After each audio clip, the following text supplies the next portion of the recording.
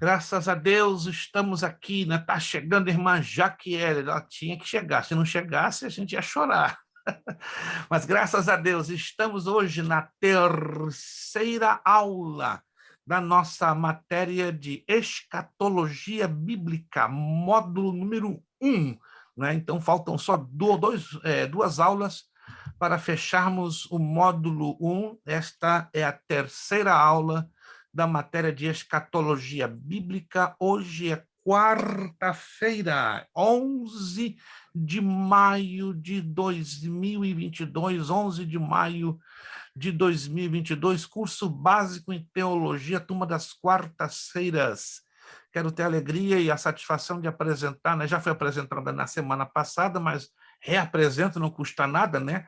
Porque nossa irmã Eliane Cardoso, né? Está ali nossa irmã Eliane Cardoso, né? Já respondendo as perguntas bíblicas, né, de uma maneira maravilhosa. Parabéns, irmã Eliane. Só está mais ligada do que 440 volts na tomada. Parabéns. Também quero apresentar, né, mais um que está trazendo luz para a nossa classe de quarta-feira, né? Mas esse aí é luz duas vezes, né? Porque é filho de Deus, né? Salve remido no sangue do Cordeiro, e porque ele se chama de quê? Miguel da Luz. Irmãos, tá aí nosso irmão Miguel da Luz. Irmão Miguel, levante aí a sua mãozinha, dá um tchauzinho pro povo. Ali, esse é o irmão Miguel, meu Deus. Para quem não sabe, irmão Miguel é amigo da irmã Jaquiele e do Lucas. Então, se o Miguel está hoje aqui nos dando a luz, quem são os culpados? Lucas e Jaquiele. Então, parabéns ao irmão Lucas e à irmã Jaquiele, né, que influenciaram, né, o irmão Miguel e está aqui nos dando a luz da sua presença. Obrigado, irmão Miguel, pelo voto de confiança que o irmão tem dado à nossa humilde escola teológica, que possamos ser na sua vida de muita bênção em nome de Jesus, como acredito que o irmão também vai ser de muita bênção aqui para a nossa aula, para a nossa classe, que estamos aqui para a glória do Senhor nosso Deus. Irmãos, antes de nós entrarmos na matéria, nós temos muita coisa para hoje trabalharmos com a nossa matéria. Eu quero falar o que eu estava falando antes de começarmos a aula, antes de gravá-la, inclusive, tá? Todos os dias, ou pelo menos um dia sim, um dia não, eu vou fazer um esforço para todos os dias. Nós vamos lançar em todos os grupos das turmas da Academia Bereia perguntinhas de curiosidades bíblicas, né? Perguntinhas assim, flashes, certo? Nenhum aluno é obrigado a responder essas perguntas, mas o aluno que respondê-las, responda no meu privado, não no grupo, por favor, porque no grupo a coisa fica exposta e aí fica complicado, certo? O aluno que responder corretamente, imediatamente, né, tendo eu disponibilidade, claro, eu vou e respondo ao aluno. Está incorreto, está certo. E se responder corretamente, estará ganhando um bônus de 75 pontos. Qual é a vantagem do aluno estar acumulando pontos? Quando chegar lá no final, ou na prova, ou no trabalho. Se no trabalho, na prova, ou até mesmo na frequência, o aluno sai com uma nota muito baixa, os bônus acumulados, não é, vão ajudar a levantar o conceito e impedir a reprovação. Quero deixar bem claro que um aluno só tem direito a 2 bônus de 75 pontos, não mais do que isso, porque seria, então, uma injustiça darmos de forma indefinida. Então, se o aluno sabendo da resposta, já sabe que ele só pode responder 2 vezes dentro do mês, deixo bem claro. Então, dentro de um lapso de 30 dias, ele tem direito a responder a 2 perguntas, e acertando as 2 perguntas, claro, ele terá uma acumulação de 150 pontos, que é totalizado no finalzinho da matéria, se a nota do aluno está lá embaixo, então, ó, aí o aluno vai se espantar, que vai terminar, né, com o conceito final 100. O que eu fiz para merecer isso? Já que no meu trabalho eu não me saí bem, ou na prova eu não saí bem, ou então na frequência, eu tive uma frequência baixa, mas essa é a razão, né? Os bônus vão ajudar aos alunos a levantarem um pouquinho o seu conceito, por isso não se assuste, que no final você vai ter lá os bônus computados de maneira que você poderá ter até, em alguns casos, a nota final 100. Todos entenderam, gente? Todos entenderam? Todos entenderam? Alguma dúvida com respeito aos bônus? Só Um aluno tem direito a 2 no lapso de 30 dias, tá? Ou seja, tem o direito de responder a 2 perguntinhas, respondendo correto, então ganha 75, 75, 150 pontos. Então, ele fica guardadinho, tá? É para ser usado exatamente no final, na totalização, porque alguns alunos poderão ter problemas no finalzinho, né? Ou com frequência, ou com trabalho, ou com prova, etc, etc. Quantos leram a postagem que também eu fiz hoje sobre a questão das notas de evangelismo e missões? Quantos já leram? Quantos leram? Isso. Então, já está definido, já está fechado. Se a irmã Márcia não leu, vai lá no grupo. Não leu ainda, né? Tá, vai lá no grupo e dá uma olhadinha, certo? Dá uma olhadinha, tá? Porque já fechamos essa questão, né? Como eu já havia conversado com vocês, nenhum aluno saiu no prejuízo. Não foi possível fazer a contabilização da nota de evangelismo e missões, mas como eu já havia falado com vocês 2 ou 3 vezes, quem fez essa matéria, então não saiu sob hipótese nenhuma no prejuízo. Então, vamos começar a funcionar de forma normal a partir desta matéria de escatologia. Perfeito. Deixa eu dar a resposta à pergunta que eu fiz, né? Já no caso, já não vai ser mais válido. Quem respondeu, respondeu. Quem não respondeu, então, não é mais válido responder, porque amanhã eu já vou lançar uma outra perguntinha, você fica ligado. Desculpa, eu mandei a resposta no privado do senhor.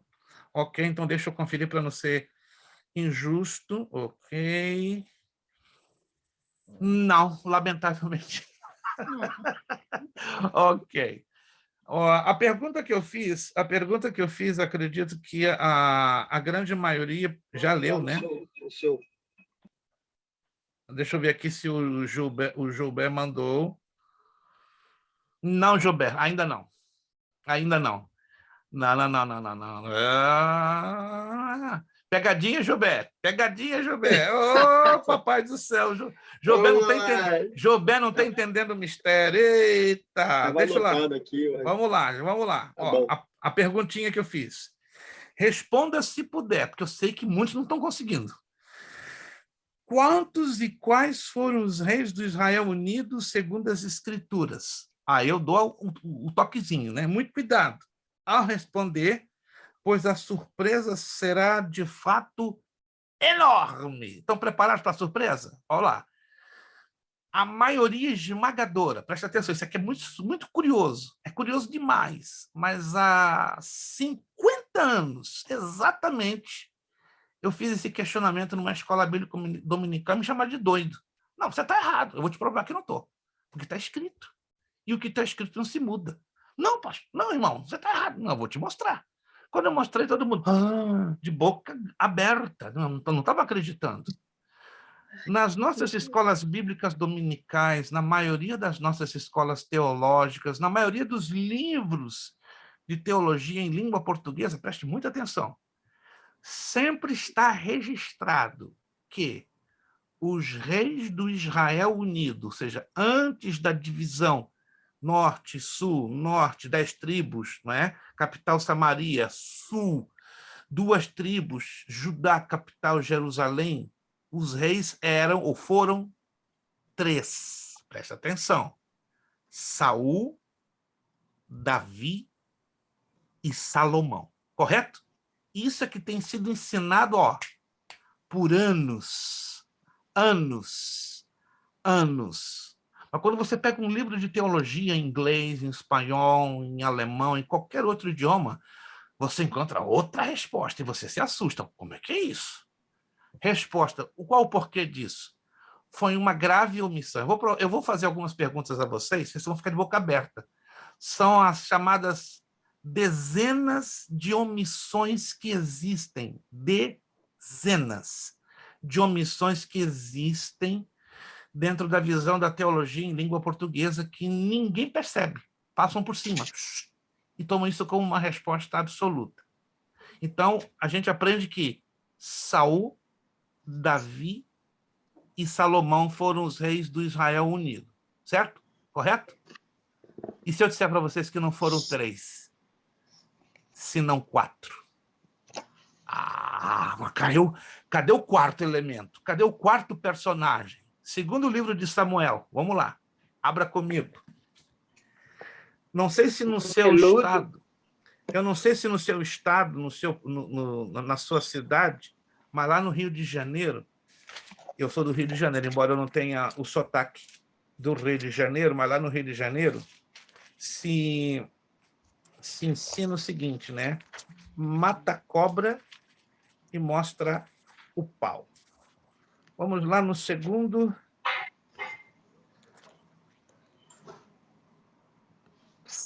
livro de Samuel, capítulo 2, versos de 8 a 11. Eu quero que todos abram esse texto.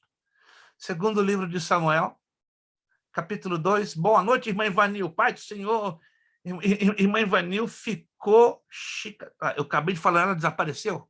Ai, rapaz, falei demais. Apareceu a irmã Ivanil. Tá me ouvindo, irmã Ivanil? Tô Maravilha. ouvindo. Só ficou bonita demais nessa telinha desse aparelhinho, rapaz. Esse aparelhinho, olha, misericórdia. Esse aparelhinho tá fazendo milagre, né? Deixa os irmãos mais bonitos que são e conseguem até emagrecer. Engorda uns e emagrece a outros. Vamos lá, gente. Segundo o livro de Samuel, capítulo 2, versos de 8 a 11. Preste bem atenção. Isso aqui é uma curiosidade bíblica que 90% dos evangélicos não sabem. Acredite. Porém, Abner, filho de Ner, capitão do exército de Saul, tomou a Isbosete, filho de Saul, e o fez passar a Manaim, e o constituiu rei sobre, preste atenção no texto, Gileade, e sobre os Açoritas, e sobre Jezreel, sobre Efraim, sobre Benjamim, e sobre todo o Israel. Opa! 10. Da idade de 40 anos era Isbosete, filho de Saul, quando começou a reinar sobre Israel. Reinou 2 anos, mas os da casa de Judá seguiam a Davi. E foi o número dos dias que Davi reinou em Hebrom sobre a casa de Judá, 7 anos e 6 meses. Deixa muito claro que o reino aqui não estava dividido ainda. O reino é dividido depois de Salomão. Morre de Salomão, aí o reino é dividido em Reino do Norte, Reino do Sul, Jeroboão em um reino e Roboão em outro reino. Jeroboão no reino de Israel e Roboão no reino do sul. Mas lembre-se que aqui, neste exato momento que estamos lendo o texto, era o Israel unido, só que teve uma pequena situação. A tribo de Judá decidiu seguir a Davi. E por que essa ressalva que a Bíblia fala? Anote aí, sempre quando o Antigo Testamento faz uma menção, uma ênfase à tribo de Judá, está nos levando o quê? A visualizar a genealogia do Messias. Está nos levando a olhar para Jesus Cristo. Essa é a razão que o Antigo Testamento, todas as vezes, quando bate na tecla Judá, Judá, Judá, é para chamar a nossa atenção com respeito ao quê? A genealogia do Senhor Jesus Cristo, né? Que lá no Evangelho de Mateus e de Lucas, aí a ficha vai cair. Aí nós vamos entender, mas bota na tecla. Aqui, neste texto que acabamos de ler, o reino ainda era único. Somente a nação, aliás, a tribo de Judá decidiu seguir a Davi, certo? Mas o reino não estava dividido, sob hipótese nenhuma. O reino não estava dividido. Todos entenderam? Então, qual é a resposta? 4. Na ordem cronológica. Saul, Isbosete, Davi e Salomão. Essa é a resposta. Saul, Isbosete, Davi e Salomão. Quem havia já visto isso? Alguém já leu isso alguma vez? Só a irmã Márcia, ficou quietinha, não ganhou os 75, não me mandou lá, mas tudo bem, agora ela já está... Não, pastor, mas eu só li, mas eu não... Não se atinou, mas fica ligada. Na próxima, a senhora vai estar em 880 volts. Fica ligada. Como a gente, no meu caso, como eu sempre aprendi que são 3, Uhum. a gente até que leu, mas nunca se assimilou que seria 4. Exato. Eu vou mostrar a vocês mais de 150 passagens da Bíblia com essas perguntas de curiosidade, de coisinhas que nós lemos, entendeu? Lemos, mas assim, não conectamos na hora, porque nós temos que olhar bem o texto e o contexto. Quando nós lemos bem o texto e o contexto, aí faz aquele clique. É o clique que acontece com todos nós, né? Quando lemos uma passagem por cima, um texto por cima, e um texto na sua profundidade. Eu quero levar vocês a serem excelentes intérpretes da Bíblia. Eu sei que isso não vai acontecer do dia para a noite, mas já está acontecendo, graças a Deus. Vocês já estão já ligados, já bem sintonizados, bem despertos a lerem um texto, a relerem e interpretarem de forma correta na via texto-contexto. Como estão me entendendo, gente? Como estão me entendendo? Vamos então ir para a escatologia, que o negócio hoje vai ferver. Vamos lá. A tampa da chaleira vai, como diz uma garotada aí fora, né? A tampa da chaleira vai subir hoje. Vamos lá. Estamos na página 5, mas eu vou pedir vocês uma redobrada atenção. Preste muita atenção. Todo o conteúdo da página 4, ele propositalmente, ele é quase que repetido. Preste atenção. Na página 5 e na página 6. Vou repetir. Todo o conteúdo, em quase a sua totalidade, ele é apresentado na página 4, aí eu toco na tecla da página 5 e na página 6. São muito parecidos, concorda comigo? Se você olhar com atenção, a temática, os textos são parecidos, a temática é quase a mesma, com exceção de alguns pontos, ok? Mas por que eu fiz isso? De propósito, para vocês terem a visão dos 3 evangelhos, Mateus, Marcos e Lucas, porque são os únicos evangelhos, olha só, que falam sobre estas temáticas. Seriam elas os falsos cristos, a igreja, a grande tribulação, Jesus voltando, o arrebatamento da igreja, a grande tribulação e a exortação à vigilância e também o polêmico assunto sobre a besta. Quando passamos para o Evangelho de João, nós vemos que a temática ela muda praticamente da água para o vinho. Aí eu pergunto, por quê? Mateus, Marcos e Lucas são muito parecidos na narrativa, na temática apresentada em relação a João, que nos traz uma temática, um grupo de assuntos tão diferenciados. Falam de Jesus, claro, falam do ministério de Jesus, falam do que Jesus fez, do que Jesus deixou escrito e registrado, mas na teologia há uma razão. Vamos lá, se alguém se lembra, eu já falei isso. São sinóticos. Isto, Mateus está rasgando, Mateus lá está lá no Paraná da vida da abençoado estadozinho, né? Mas tá, porque são os evangelhos sinóticos. Anote aí. Se você esqueceu ou se você não sabe, vale a pena. Mateus, Marcos e Lucas são chamados os evangelhos da visão conjunta. O nome técnico é sinótico ou sinóptico.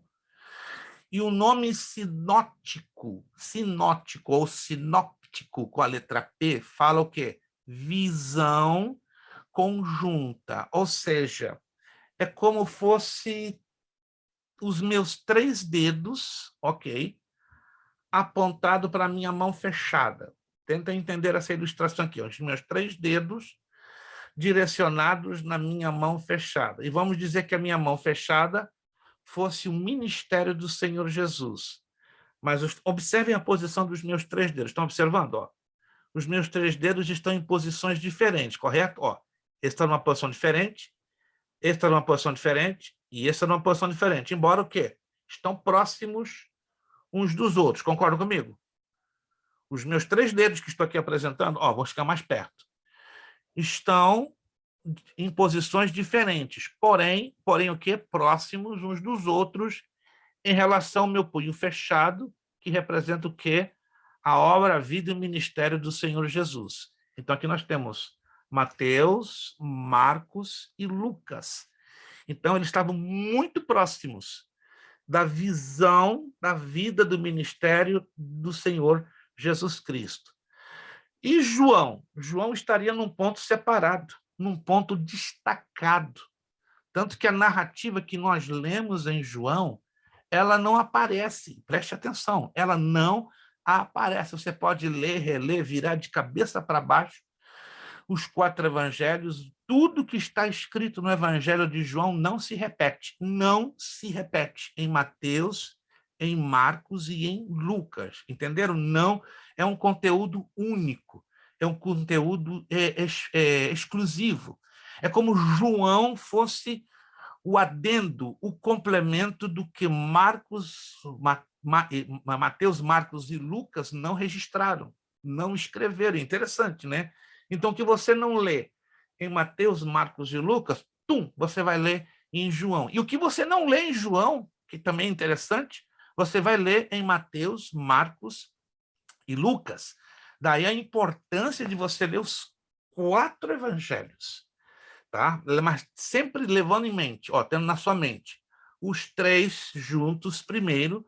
Mateus, Marcos e Lucas são muito parecidos, muito. Por isso que eu fiz de propósito essa redação, né, ou essa transcrição desses eventos escatológicos que se repetem nos 3 evangelhos, mas não se repetem e não aparecem em momento nenhum registrados no evangelho de João, porque João, bato na tecla, é um conteúdo completamente diferente. Quantos estão me entendendo? Quantos estão me entendendo? Isso é importante demais, tá? Outro detalhezinho para fechar essa parte para a gente continuar, tá? Dos 4 evangelistas, Mateus, Marcos, Lucas e João, só 2, escutem e anotem, só 2, não foram os 4, não. Só 2 deles viram Jesus, falaram com Jesus, caminharam com Jesus e foram chamados por Jesus. Quais foram eles? Alguém pode Mateus e dizer? João. Mateus e João. Mateus e João. Anote aí, só Mateus e João foram chamados por Jesus, caminharam com Jesus, viram Jesus, conviveram com Jesus. Marcos e Lucas, por sua vez, nada de nada de nada. Mas como é que eles tinham tanto conteúdo para escrever sobre o ministério de Jesus? Por fonte oral, né? Pela tradição oral, se ouviam muitas histórias, e por fonte documentada, que a teologia chama de fonte KLM e fonte Q. Isso se vai estudar no bacharel em teologia. Quem aqui for embarcar para o bacharel em teologia vai entender, então, que essas letras são códigos para fontes documentadas, chamadas de fontes K, L, M e Q. São as 4 mais importantes fontes documentadas que provam, né, o conteúdo de Marcos e de Lucas como sendo verdadeiros, embora nem Marcos e nem Lucas caminharam, conviveram com Jesus. A prova histórica é que Marcos foi discípulo de Pedro, era ali, coladinho com o apóstolo Pedro. E Lucas era coladinho com quem? Alguém se lembra? Alguém se lembra? Paulo. Então, nunca se esqueça, Marcos era um associado de Pedro e Lucas era um associado direto de Paulo, né? Fora esse aspecto de que também Paulo não conheceu pessoalmente a Jesus, ele foi chamado o último a ser chamado, ou seja, não conviveu, mas teve a experiência de ter sido chamado pelo Senhor Jesus. Vamos lá. Falsos cristos e falsos profetas. Nós já falamos, agora estamos na página 7, certo? Sobre falsos cristos e falsos profetas. Eu enviei no grupo, não sei se vocês estão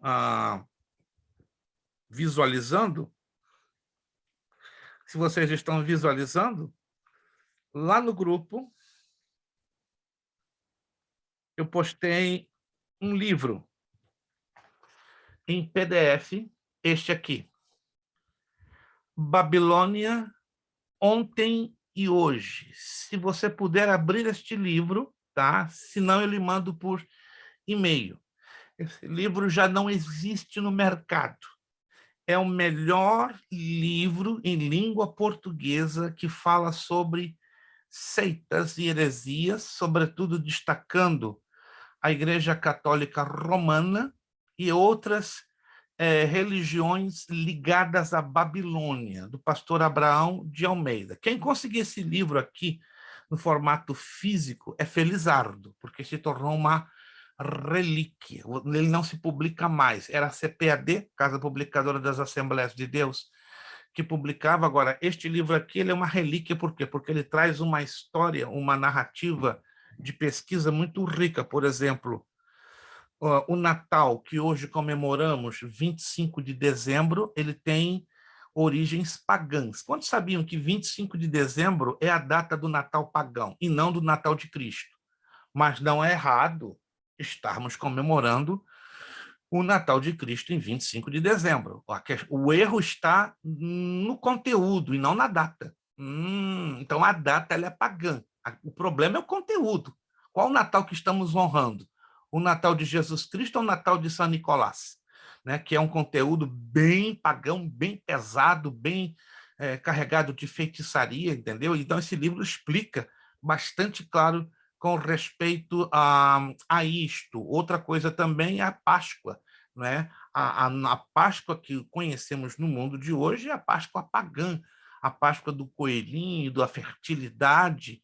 Então, qual é a Páscoa que comemoramos? A Páscoa bíblica, a Páscoa de Êxodo, capítulo 14, né? Quando o povo de Israel estava prestes a sair do Egito. Então, esse livro ele explica detalhes da influência pagã dentro da igreja cristã e mostrando também que os falsos cristos e os falsos profetas são parte de um grandíssimo sinal que aponta para a vinda de nosso Senhor Jesus Cristo.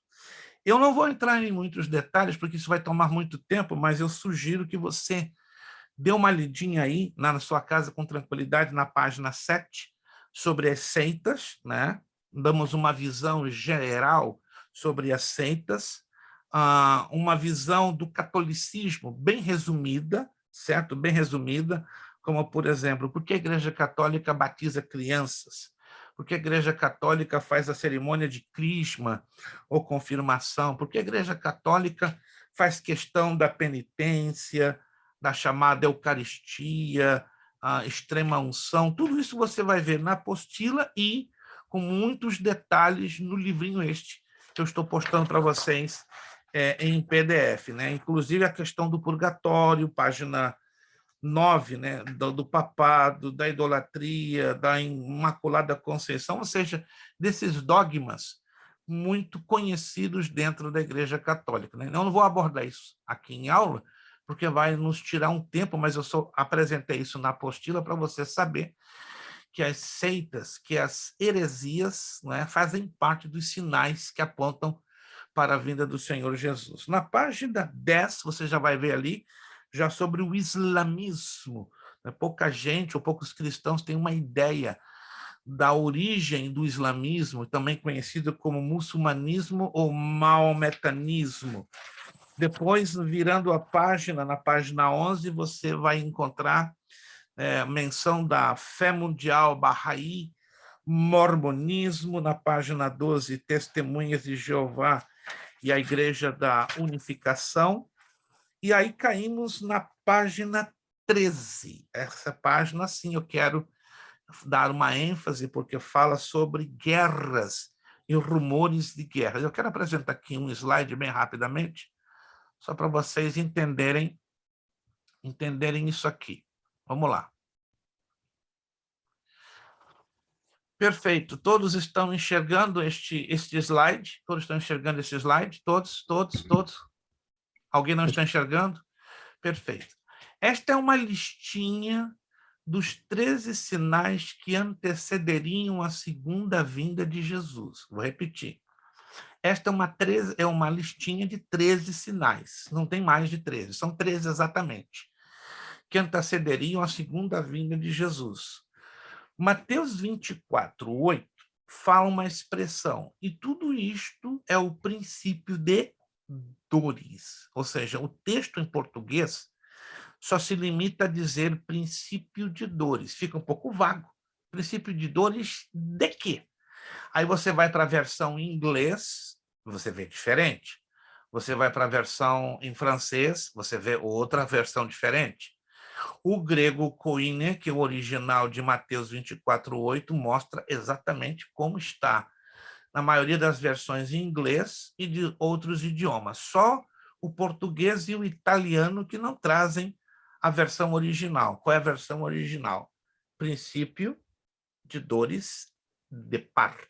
Só você pegar uma Bíblia em inglês que você vai encontrar com toda facilidade, né? The beginning of a childbirth, né? Ou pains, princípio de dores de parto. Então, Jesus lança a mão de uma figura de linguagem, de uma alegoria, para dizer o seguinte: olha, assim como uma mulher sabe a hora da chegada de sua criança através das dores de parto que anunciam o seu nascimento, assim será a minha vinda, porque serão seguidas ou antecedidas por vários sinais, os quais que, na medida que aumentem de intensidade, vai apontar o quê? A chegada, a minha chegada em levantar a minha igreja. Então, nós estamos vendo aqui. Mateus 24:5 fala sobre os falsos cristos, Mateus 24:6 fala sobre guerras e rumores de guerra, Mateus 24:7 fala de 4 sinais ao mesmo tempo: turbulência política entre as nações, fomes, pestes e terremotos. Mateus 24:9 fala de perseguição ao povo de Deus, Mateus 24:10 fala de escândalos, ódios e traições mútuas, Mateus 24:11 fala do crescimento das seitas e heresias, Mateus 24:12 e 22-24 fala da multiplicação da iniquidade e esfriamento do amor de Deus em muitos cristãos. Lucas 21:25 fala sinais na esfera celestial, sol, lua, estrelas. E Lucas 21:26 fala sobre a crise global, financeira, moral e espiritual, tá? Então, tenham em conta esses 13 sinais. Deixa eu avançar aqui um pouquinho. Deixa eu ver se eu... Aqui está. Esse é o texto original de Mateus 24:8. Na Almeida Corrigida Fiel, lemos: mas todas estas coisas são o princípio de dores, mas a New International Version, all these are the beginning of birth pains. Mas o texto original em grego é esse aqui, ó. Não se assuste, eu não estou aqui para passar lições de grego no momento, né, que é somente para os irmãos que forem estudar o bacharel. Mas vamos pegar aqui, ó, panta de tautare odinon. Aí nós vamos destrinchar. Panta. Isso aqui é um léxico, né, que traz as palavras do grego para o inglês, com a transliteração, porque o alfabeto grego são usadas letras totalmente diferentes. Panta quer dizer tudo, de, moreover quer dizer entretanto, tauta, estes são o princípio, e a palavrinha odinon, como se pronuncia aquela escrita no grego, birth pains, ou de dores de parto. Então, Jesus está deixando bem claro que se trata de uma alegoria, apontando os sinais da vinda dele como as dores de parto de uma mulher que está para dar à luz. 2 eventos vão acontecer, vão se seguir após o arrebatamento da igreja: o tribunal de Cristo e as bodas do Cordeiro. Nós vamos falar um pouquinho mais em detalhes à frente, tá? Qual é a importância do tribunal de Cristo para a igreja arrebatada e das bodas do Cordeiro. Eu vou voltar nessa temática. Vamos falar depois em detalhes como é que vai funcionar o tribunal de Cristo com a repartição ou a distribuição de galardões, dentre eles 5 tipos de coroa. Fala-se muito de coroa, mas infelizmente se faz uma fantasia, uma confusão generalizada e não se entende que não serão todos os cristãos que vão abraçar essas coroas. Às vezes eu fico ouvindo pastores falando de uma história até meio cheia de fantasia, né? Não, minha coroa está lá no céu, bonita, com 10, 20 pedras, mas não se trata disso. A Bíblia fala de 5 tipos de coroas que serão distribuídas, não é? No tribunal de Cristo, coroa incorruptível, coroa da vida, coroa da glória, coroa da justiça e coroa de gozo. Mas nem todos os cristãos vão pegar todas estas coroas ao mesmo tempo. Alguns vão ter uma, outras 2, outras 3, mas vão ser poucos os que vão ter as 5 de uma só vez. Nós vamos falar isso um pouquinho mais adiante para você entender, tá bom? Vamos voltar então à nossa apostila, que fala sobre aqui uma relação de guerras. Olha só. Mateus 24, 6, 7, página 13. Ouvireis falar de guerras e rumores de guerra, olhai e não vos perturbeis, porque é forçoso que assim aconteça, mas ainda não é o fim. Porquanto se levantará nação contra nação e reino contra reino, né?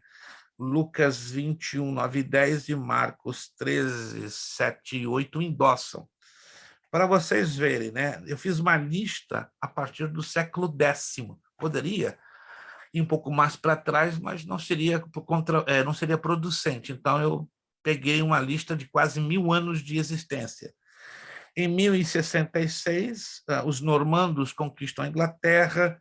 Depois de 1096 a 1291, o período das cruzadas, aí eu distribuo ao longo da história todas as 9 cruzadas, né, que concluem em 1291, depois a Guerra da Barba, depois a Primeira e Segunda Guerra de Independência Escocesa, Guerra dos 100 Anos, Guerra de Sucessão da Bretanha, Guerra dos Hussitas, Guerra dos 13 Anos, entre a Polônia e os Cavaleiros Teutônicos. Depois eu vou do século XVI ao século XIX, né? São uma lista enorme. Se você observar com atenção, espaços de tempo muito curtos entre uma guerra e outra, né? Muito curtos, e uma grande quantidade delas.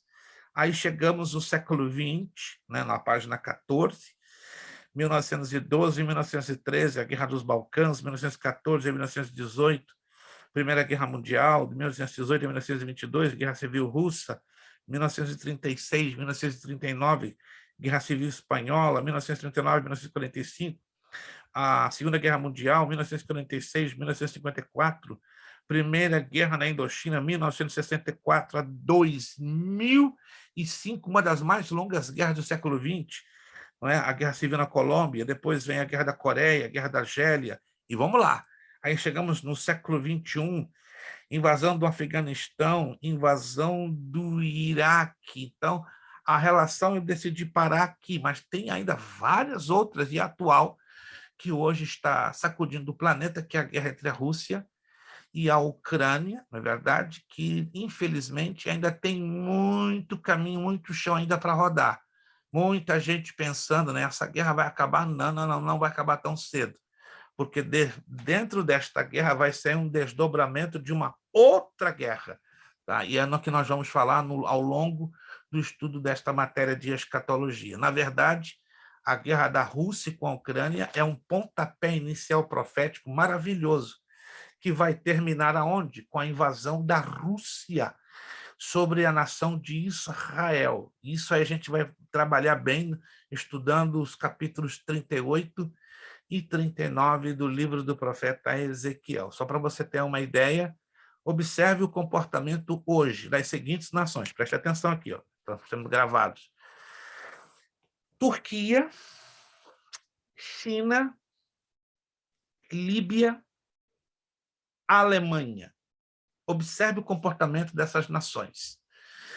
Se você está observando, você vai descobrir várias coisas. Primeiro, China está quietinho, ela não entra, ela não opina sobre a questão da guerra da Rússia, ela não opina nem para sim e nem para não, mas ela já, as várias vezes que já foi na mídia, ela deixa bem claro que ela quer ser um elemento de equilíbrio, tanto entre a Rússia a Ucrânia e a União Europeia. Mas, segundo a Bíblia, sabemos que a China vai chegar no momento que ela vai ter uma definição que vai surpreender o mundo.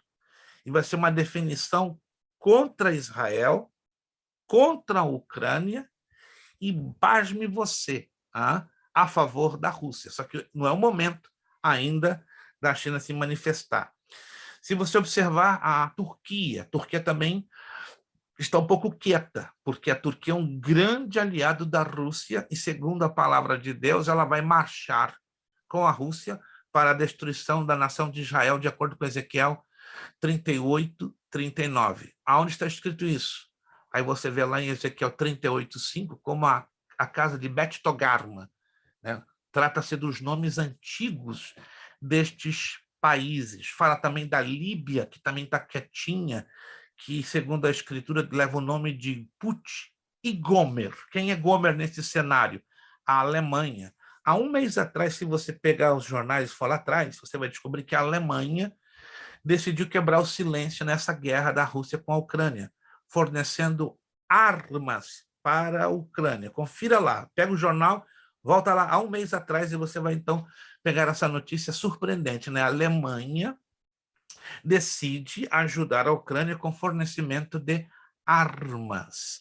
Irmãos, tudo que está acontecendo hoje no cenário mundial é um cumprimento mais do que literal no gigantesco tabuleiro da profecia. Eu vejo a profecia como um gigantesco tabuleiro de xadrez. Não sei se alguém aqui conhece o jogo de xadrez, ou se já jogou xadrez. É um jogo muito matemático, né? Se alguém não conhece o que é o jogo de xadrez, é altissimamente matemático. Você tem formas de travar uma partida, de você perder ou de você ganhar. Vai depender muito da habilidade matemática do jogador, né?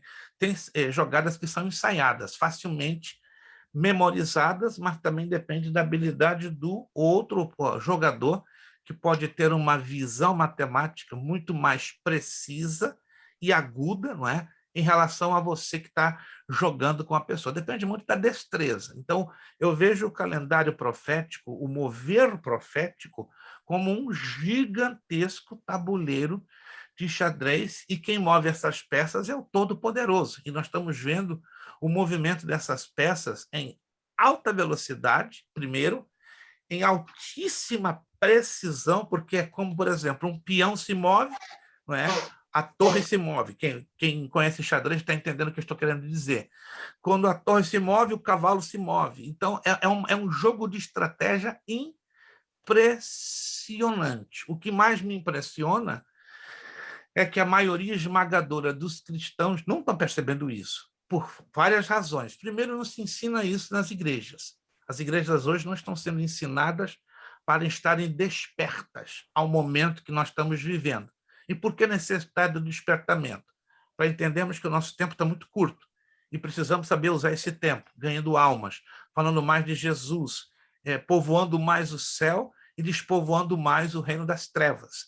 Entende? Segundo, muito cristão desavisado, com vida negligente, com vida sem santidade fora do altar, vai ficar para a tribulação, né? Oséias 4:6 está se cumprindo a ponta de faca. Meu povo perece porque lhe falta conhecimento. E o texto em hebraico fala de conhecimento básico. Entende? Era um conhecimento que todas as igrejas precisariam ter, mas, pelo contrário, quando você fala de escatologia, acontecimentos dos últimos tempos, o pastor de uma igreja fecha a cara. Não, isso uma igreja não, vai afastar os meus membros. Não, eles vão ficar com medo, vão parar de ir à igreja, vão parar de ofertar, de dizer, não, peraí. Falar sobre esse assunto deveria aumentar o quê? O sentido de santidade, o sentido de amor a Jesus Cristo, o sentido de ter uma vida mais colocada no altar, mas está acontecendo o quê? O completo contrário. Os pastores evitam de falar deste assunto, desculpe a franqueza, tá? Mas há 30 anos atrás, 40 anos atrás, o povo tinha paixão para aprender sobre este assunto, para se preparar mais, para ganhar almas, mas hoje está difícil, gente, está difícil, gente, o povo hoje não... Mas o problema, basicamente, e me perdoem, desculpem de novo, né? São os líderes. Os líderes não incentivam, os líderes estão com medo. Medo de quê? Do triunfo da igreja? Medo de quê? De conhecerem a verdade? Não faz sentido. Um pastor me disse, alguns dias atrás, aqui em Orlando, né? Um pastor brasileiro, eu fiquei chocado.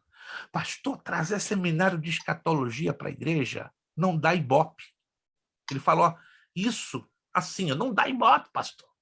Temos que trazer uma banda fenomenal do Brasil, aí dá ibope. Né? Temos que trazer um pregador para arrebentar, aí dá ibope. Agora, escatologia afugenta, faz o povo ir embora, o povo fica com medo. E aí, Jesus está voltando, o anticristo está aí para governar. Eu falei, irmão, de quem é a igreja? É de Cristo?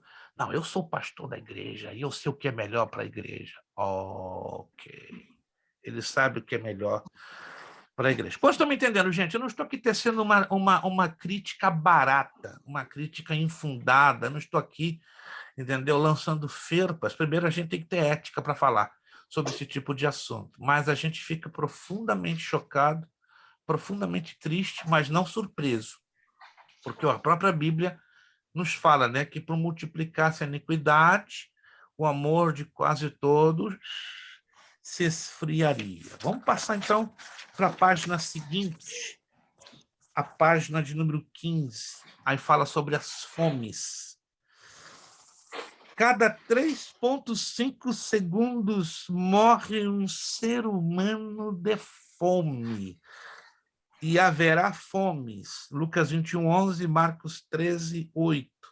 Aqui nós trazemos uma estatística sobre a pobreza, sobre as fomes que estão assolando o mundo, seja na África, América Latina, Ásia, Oriente Médio. Irmãos, a fome é uma realidade que está avassalando, quebrando o mundo ao meio.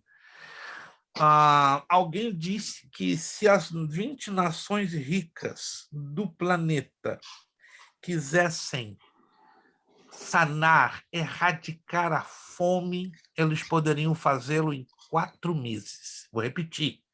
Se as 20 nações do planeta, que são riquíssimas, inclui os Estados Unidos e alguns países da Europa, se unissem, em 4 meses eles eliminariam a fome do planeta inteiro. Mas sabe por que eles não fazem? Porque eles fazem parte de um sistema cruel, de um sistema de escravidão, exato, como diz o irmão Joubert, de dependência. Os 20 países ricos, repito, se quisessem, em 4 meses, alimentariam mais de 2 bilhões de pessoas no mundo que estão passando fome. Essas 2 bilhões estão na África, na América Latina, na Ásia e no Oriente Médio. E pasme, aqui na América do Norte, embora a imprensa não fala isso, a mídia não fala isso, mas aqui está tendo fome. Está tendo fome no México. O México é um país necessitado, mas você está enganado. Canadá e Estados Unidos tem gente que está passando fome. É muito fácil descobrir isso, sabe? Quando você vai num canal europeu, tá? Eu tenho 4, 5 canais europeus no meu sistema de cable e por internet. Eu assisto os noticiários de Portugal, França, Espanha, Inglaterra e Itália. Eu fico de boca aberta. O que é isso?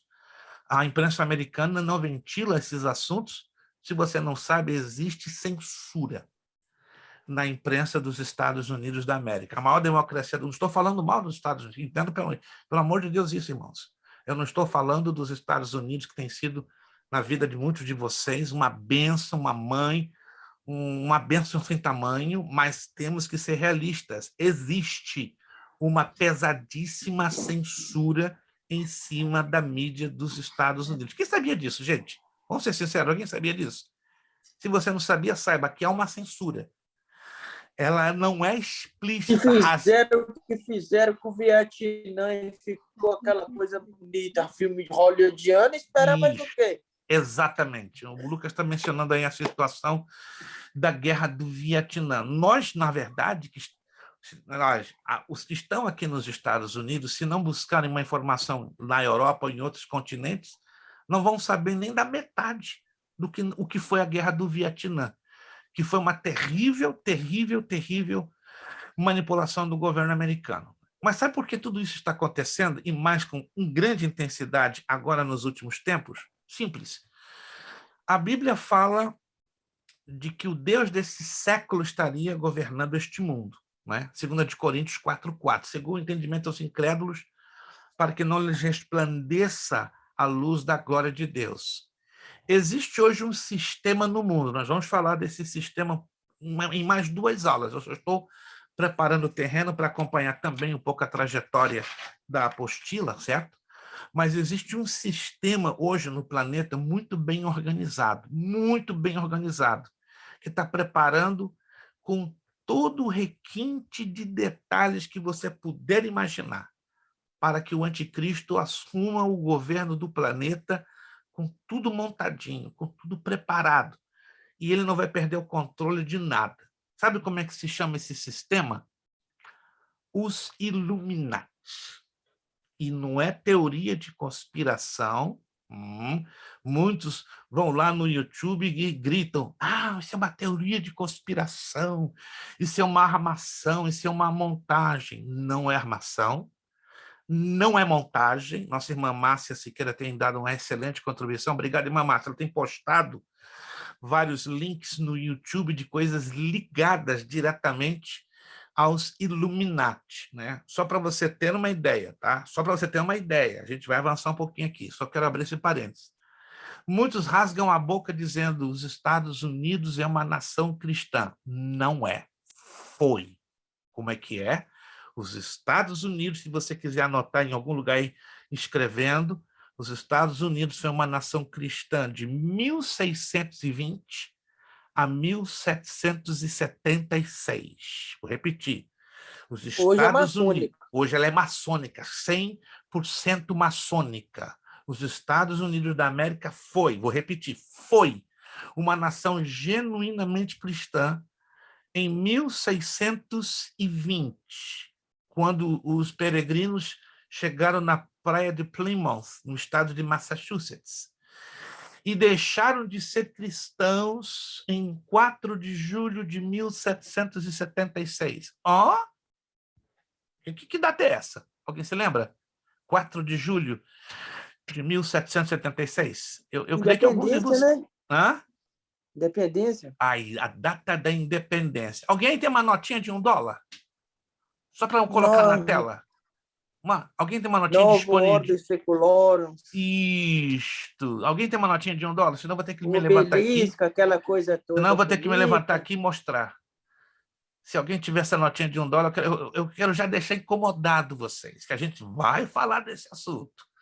E isso aqui está ali, olha lá. Aproxima um pouquinho mais da tela, irmão Wallington. Olha ali.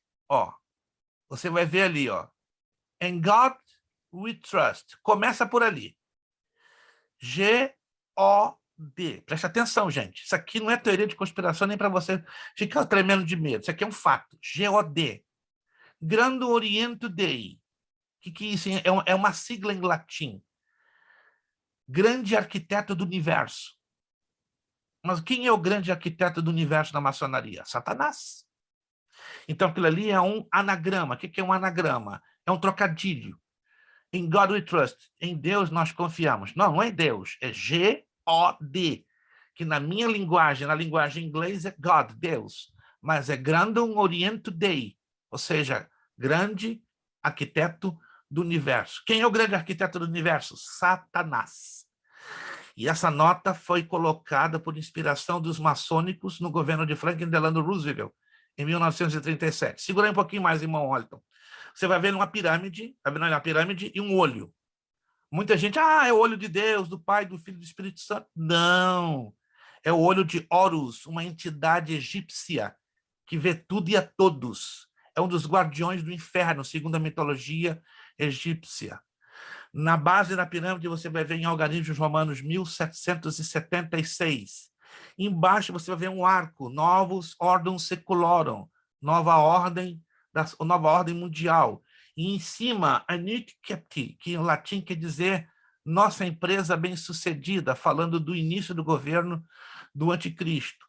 Move um pouquinho, irmão Wellington, para a sua direita. E aqui, para esse lado. Isto. O que você vê como águia não é águia.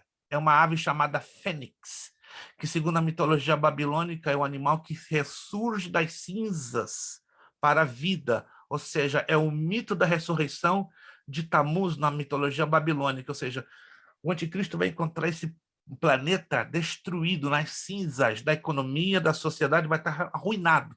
Aí ele se levanta e ressuscita e restaura tudo. Você vai ver nos pés do fênix, que não é águia, 13 flechas e 13 estrelas.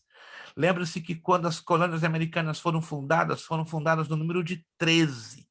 13 é um número da maçonaria e da feitiçaria.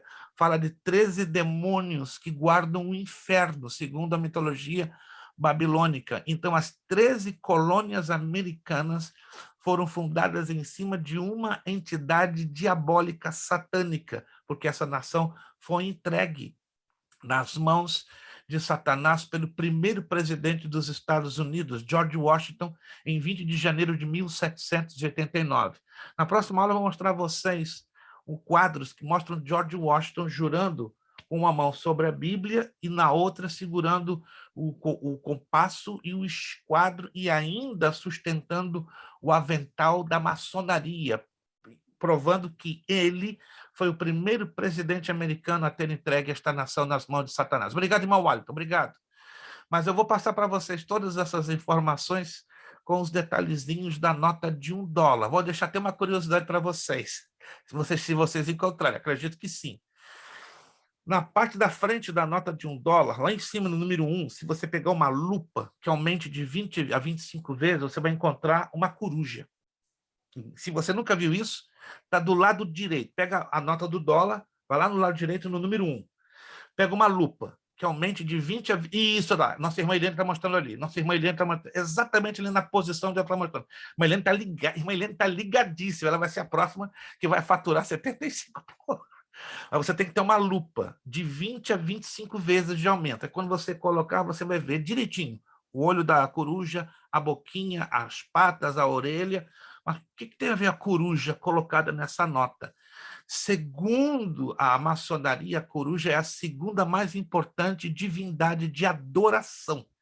Então, esta nota ela está crivada de elementos que a maçonaria colocou de propósito por causa do pacto que Franklin Delano Roosevelt fez, não é, com os Illuminati, entregando mais do que nunca essa nação na mão de Satanás. Mas tudo começa em 1776. Para terminar essa curiosidade, nossa irmã Márcia vai em seguida entrar. Presta atenção, você pode pesquisar isso. Dos 46 presidentes norte-americanos, né, de George Washington até o atual Joseph Biden, 3, escute, foram assassinados de maneira muito parecida. Vou citar um dos nomes. Eu estou sendo gravado. Se você quiser anotar, anote. Se você quiser depois assistir o vídeo e você reanota. Abraham Lincoln, 14 de abril de 1865, num teatro em Washington, D.C. William McKinley, 18 de janeiro de 1901, feira agropecuária em Buffalo, estado de Nova York. John Fitzgerald Kennedy, 23 de novembro de 1963, Dallas, Texas. Como é que eles foram assassinados? Com um tiro na nuca, um tiro na cabeça. Esse é um procedimento típico dos maçons de queima de arquivo. Tanto Abraham Lincoln, como William McKinley, como John Fitzgerald Kennedy foram taxativos. Uma certa feita, eles foram no Congresso americano e deixaram bem claro, ninguém ameaça, ninguém manipula o presidente dos Estados Unidos, que foi colocado pelo voto popular e que respeitará até a morte a Constituição desse país. O problema é que os maçons pressionaram a Lincoln a lançarem vários projetos anti-Deus e anticristãos. A mesma coisa fizeram com William McKinley e a mesma coisa tentaram fazer com John Fitzgerald Kennedy, sendo um fervoroso católico romano. Então, todos os três foram eliminados porque eles se recusaram a entrar na agenda da maçonaria ou dos Illuminati. Já Barack Obama, Donald Trump, embora temos coisas muito positivas na pessoa de Trump, todos os presidentes americanos, lamentavelmente, e inclusive o atual, Joseph Biden, está até a cabeça envolvido com a maçonaria e com os Illuminati. Os Illuminati, vamos entender, né? É o grosso do sistema. E a maçonaria é uma parte do grosso desse sistema, né? Que é dividido com os Rosa Cruzes, que é dividido com a Nova Era, e a gente vai falar sobre isso, né? Nós vamos gastar 2 aulas só falando sobre o governo dos Illuminati, que é o governo do anticristo que já está na Terra, só abrindo mais e mais e mais caminho para que quando ele assumir de pleno, então vai estar tudo no jeito. A pandemia abriu um portão enorme para que tudo no planeta ficasse unificado.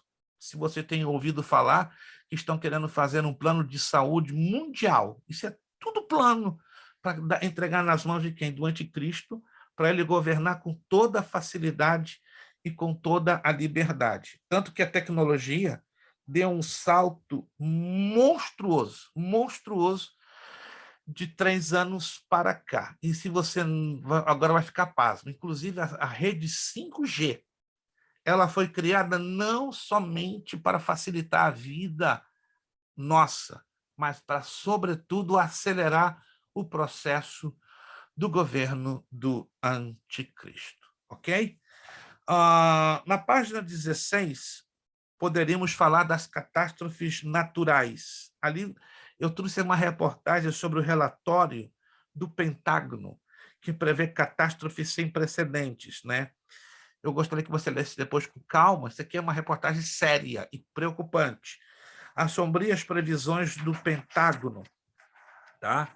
Aí na página 17, eu trago uma estatística da relação dos terremotos que foram assolando ao longo da história da humanidade e a proporção de destruição, medidos pela escala de Richter e pela quantidade de mortos ou de feridos, certo? E agora nós vamos entrar aqui na página 18 sobre a igreja.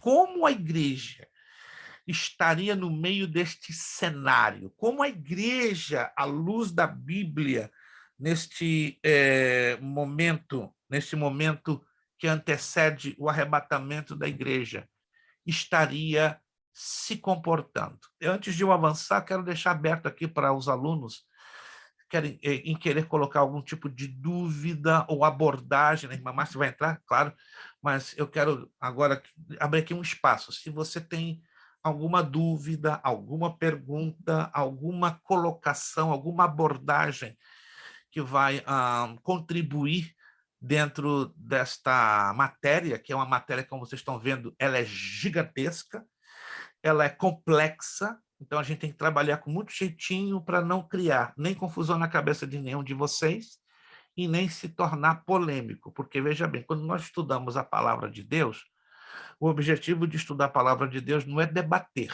Eu entendo e respeito a opinião de todos por igual, e todos aqui têm direito a expor a sua opinião. A única coisa que não existe esse direito é de debater sobre o que está escrito.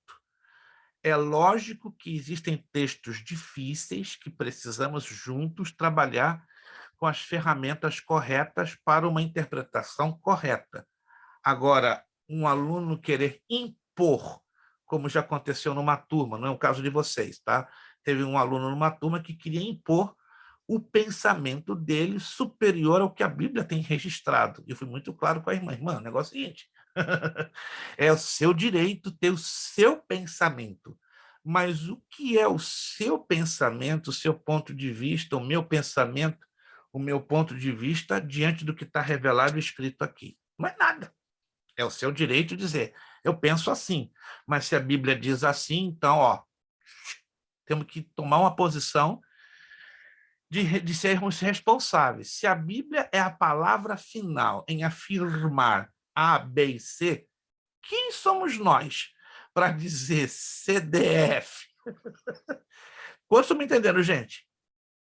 eu ter opinião, eu ter um pensamento, é um direito que assiste a todos nós e é válido que também nos expressemos, desde que, no momento que eu me expresse, eu não queira impor como fosse a verdade, porque nenhum de nós somos donos da verdade. Quem tem a verdade está aqui, ó. E nós estamos lutando desesperadamente para interpretarmos corretamente esta verdade que vocês estão percebendo. Ela não é muito fácil. Temos que ter graça de Deus, luz do Espírito Santo e muito trabalho para compreendermos pelo menos um pouquinho da profundidade desta gloriosa revelação. Irmã Márcia, depois da irmã Márcia, qualquer um de vocês, antes de eu entrar nessa parte da igreja, fique na liberdade de quererem colocar sua colaboração, sua contribuição. Irmã Márcia. Pastor, o senhor falou que a coruja é a segunda divindade de adoração. Qual é a primeira? Bafomé, o bode. Dentro da maçonaria, dentro da feitiçaria, é o Bafomé, que ele é representado pela estrela de 5 pontas invertida. Já viram a estrela de 5 pontas invertida? Quem já viu a estrela de 5 pontas?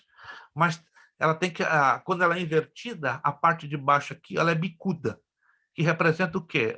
O cavanhaque do bode. E o Bafomé é uma entidade satânica, né? Que apresenta com chifres, orelhas enormes, né? Com um rosto meio de bode e meio de corpo de homem, tá? E com o queixo bem protuberante, bem afilado. Entendeu? Então, essa é a entidade chamada de Bafomé. Detalhe pequeno, pastor, só para cravar, que tem muito a ver com o que a gente está vivendo hoje.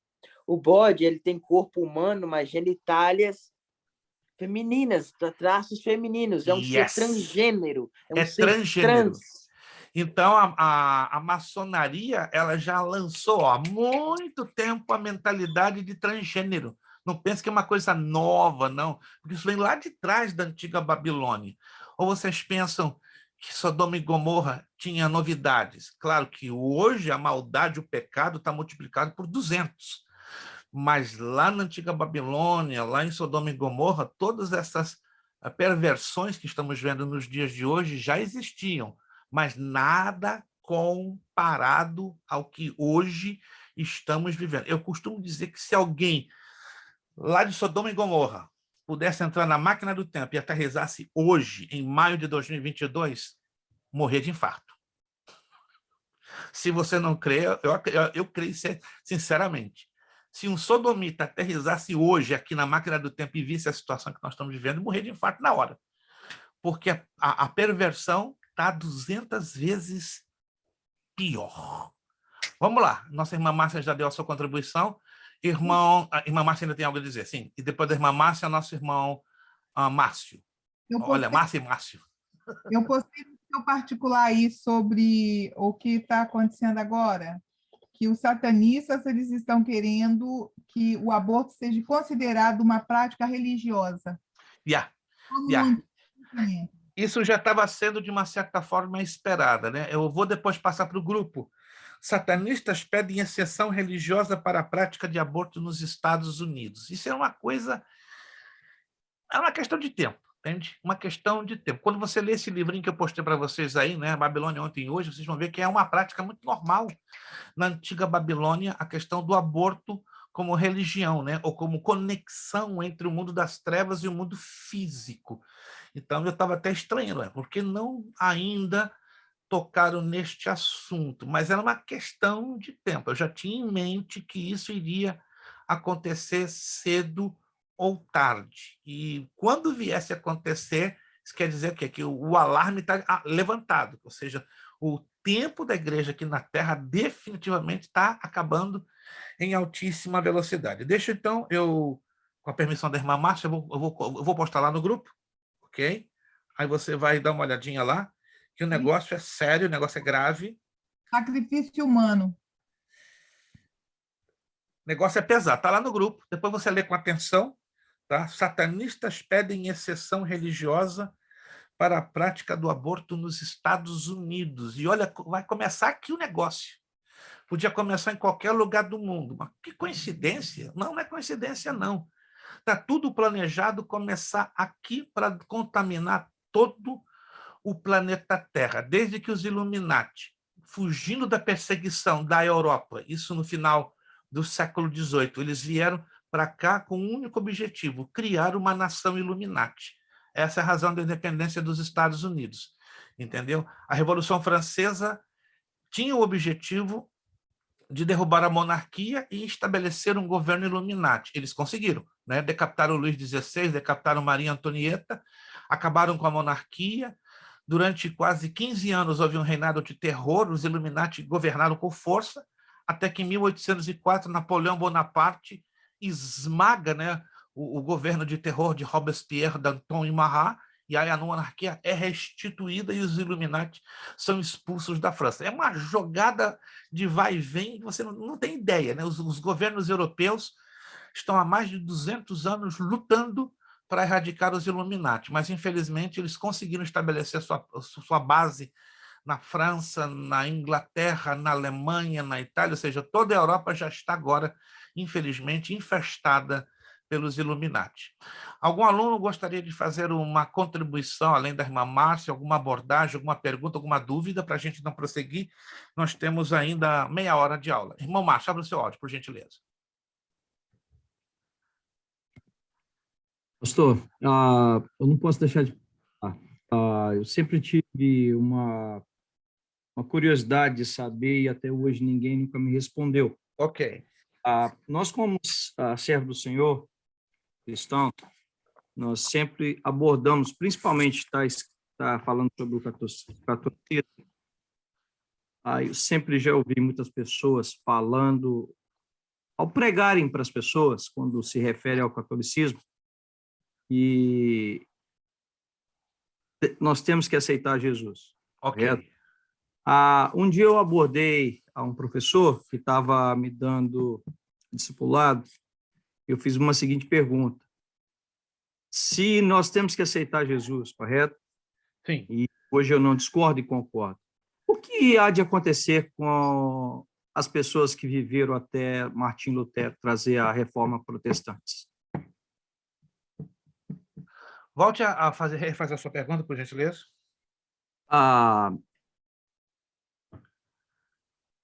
O que há de acontecer com as pessoas que viveram até antes de Martim Lutero trazer a reforma protestante?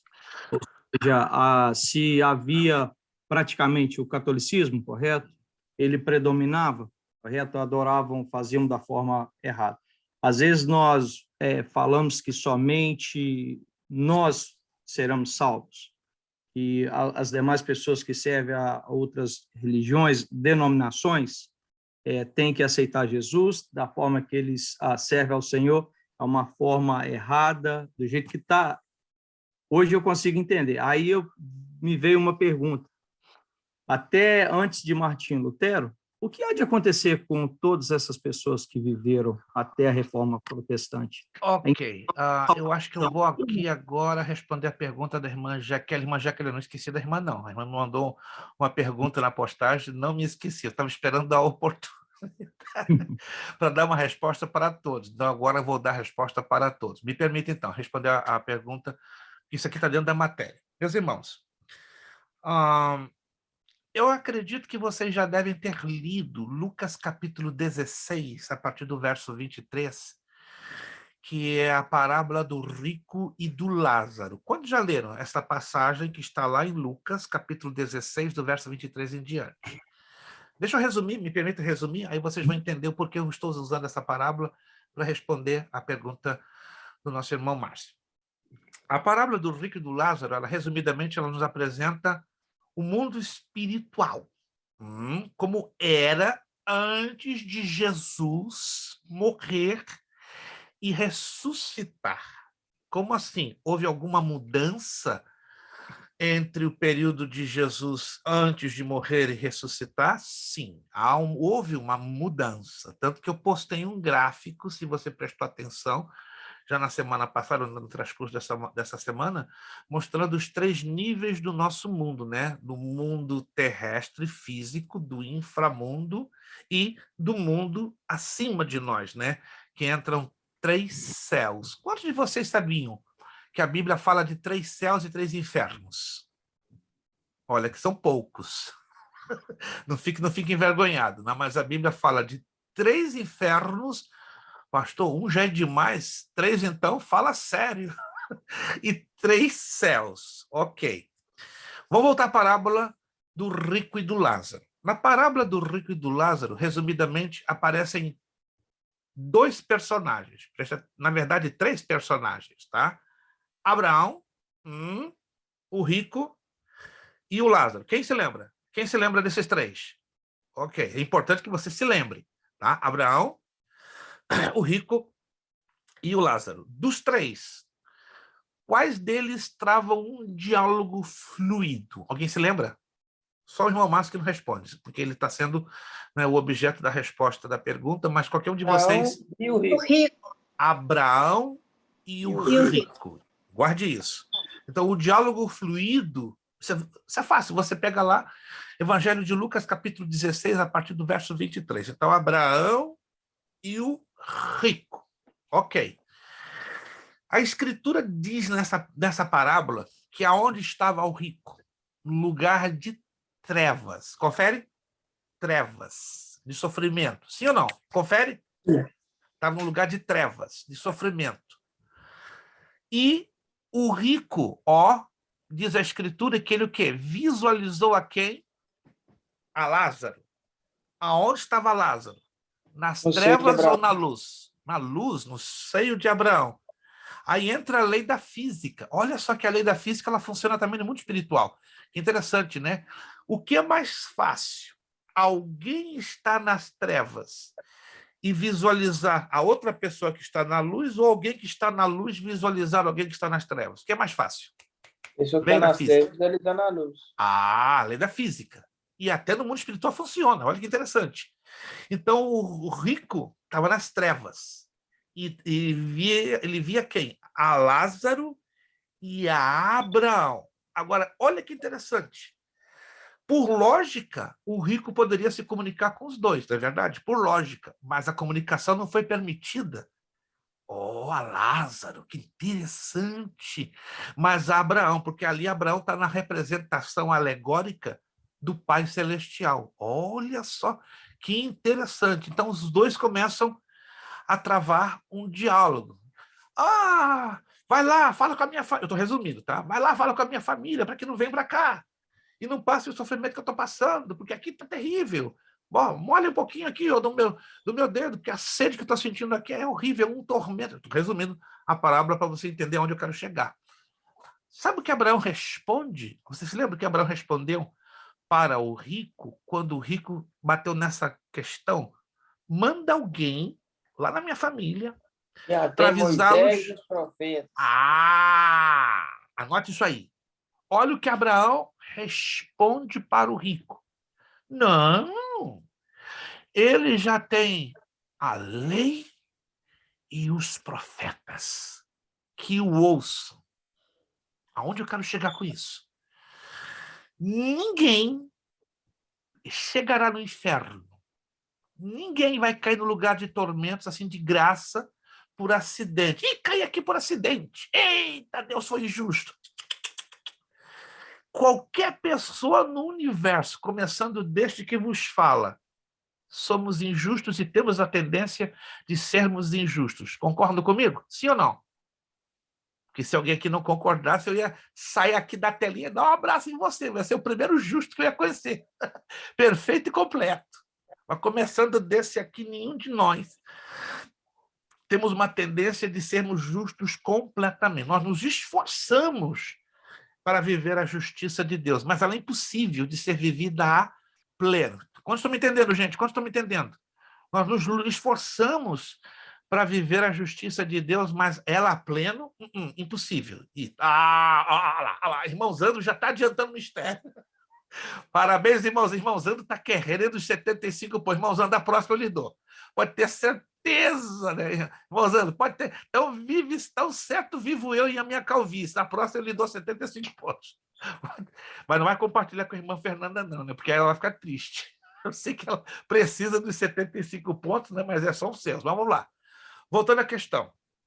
Quando Abraão responde eles têm a lei e os profetas, Abraão está querendo dizer exatamente assim, ó, eles já conhecem a revelação escrita. E essa revelação escrita está onde? Na Torá. A palavra Torá tem 2 significados na Escritura Sagrada. O Pentateuco, os 5 primeiros livros do Antigo Testamento ou da Bíblia, ou a lei de Deus, que aí envolve o Antigo Testamento, de Gênesis a Malaquias. Ou seja, nenhum judeu vai para o inferno de graça. Ele tem que rejeitar o conteúdo da Torá. Ele tem que rejeitar o conteúdo da lei e dos profetas, porque são as 2 partes que dividem o Antigo Testamento hebraico, tá? Lei e profetas. Quando você pergunta a um judeu como é que se divide a Torá, ou seja, o Antigo Testamento, que você não, quando chega para um judeu, você não pode falar Antigo Testamento, que ele não vai entender nada, tem que falar Torá, né? Ele vai entender perfeitamente. Como é que se divide a Torá? Ele, na ponta da língua, vai te dizer lei e profetas. Jesus é mencionado dentro da Torá, nos 39 livros do Antigo Testamento, 100%. Jesus é mencionado ali não como Jesus Cristo, mas como Yoshua HaMashiach, o Salvador ungido, o Messias, né? O Salvador ungido que viria resgatar a nação de Israel. Abraão morreu na esperança do Messias, Moisés morreu na esperança do Messias, Jacó, todos os patriarcas e santos do Antigo Testamento, que a Bíblia nos assinala, morreram na esperança do Messias. Agora vamos entrar no Novo Testamento. No Novo Testamento entra não mais a lei, mas a graça. Jesus deixou bem claro, eu não vim para revogar a lei. Não. Eu vim para cumpri-la. Mas teve um problema, irmão Márcio, queridos irmãos. A lei ficou pesada demais para o povo, a nação de Israel cumprir. Por quê? Porque a lei tinha 613 mandamentos. Aí Deus, que é misericordioso, deu uma mãozinha. Não, eu vou dar 10. Vou chegar lá, vou chamar meu servo Moisés, vou dar para ele lá no Sinai 10. Mas Deus, ao longo da história do Antigo Testamento, chegou à conclusão. 613 é insuportável. 10 deu uma boa aliviada, mas eles não conseguem cumprir. Então vem Jesus, resume os 10 em 2. Mas mesmo assim, Jesus chegou à conclusão. Tá difícil, vou resumir em só. Vocês estão vendo como é difícil o negócio? Ok, mas aonde eu quero chegar? No Novo Testamento já não é mais a lei, é a graça. Aí Jesus resume os mandamentos em 2. Lá no finalzinho do seu ministério, Jesus abre o verbo e só resume em 1. Amarás ao Senhor teu Deus de todo o teu coração, de toda a tua alma, de todas as tuas forças. That's it.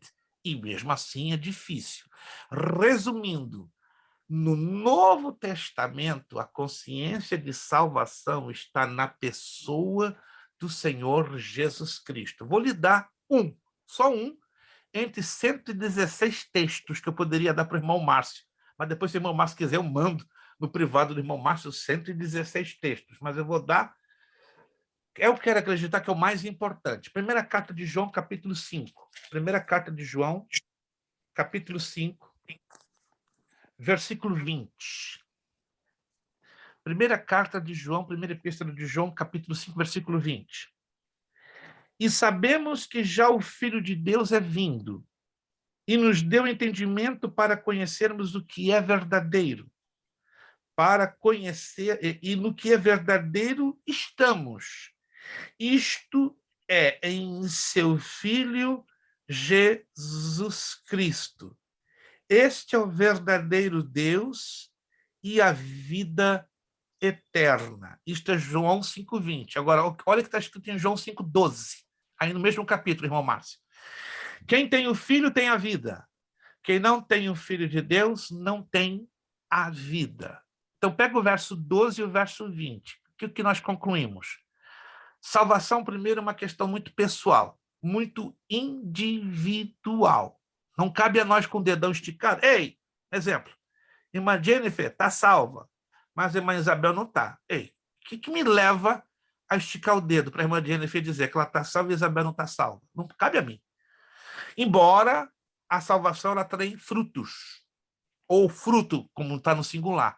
Jesus mesmo diz, produzir fruto digno de arrependimento.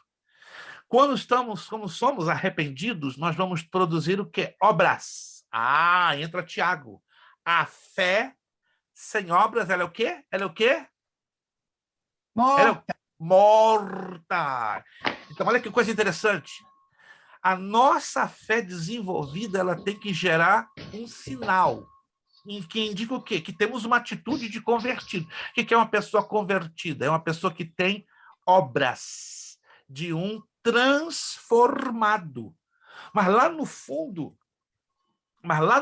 no fundo, quem sabe do teor da salvação na sua plenitude é o próprio Deus, ainda que eu, você, possamos apresentar características de uma pessoa convertida, aí você deduz, ele é salvo, ela não é salvo, né?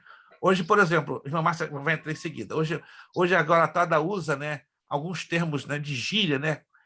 Obra desse filisteu, ou desse fariseu, ou desse gadareno, que não tem testemunho de cristão, não tem atitudes de uma pessoa convertida. E é verdade, a gente se depara com cristãos que a Bíblia chama de carnais.